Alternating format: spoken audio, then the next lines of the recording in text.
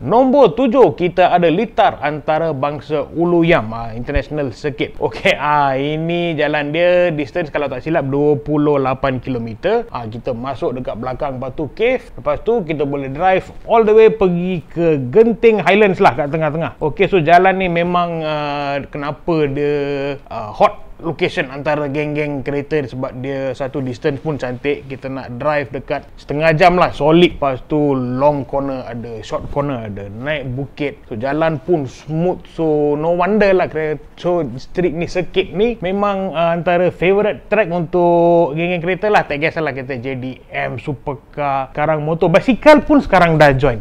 Ulu Yam International Circuit kita ni memang dari dulu lah, dari zaman 80-an sampai sekarang, every weekend memang penuh kereta. Okey, nak tengok kereta JDM boleh, tengok supercar boleh, tapi semuanya underground lah. Lepas tu track ni kan, dia dah famous sampai masuk sim racing tau, game. So untuk game Assetto Corsa sim racing tu, ada orang Malaysia dah buat track ni. So sekarang memang betul lah dah jadi international circuit ni.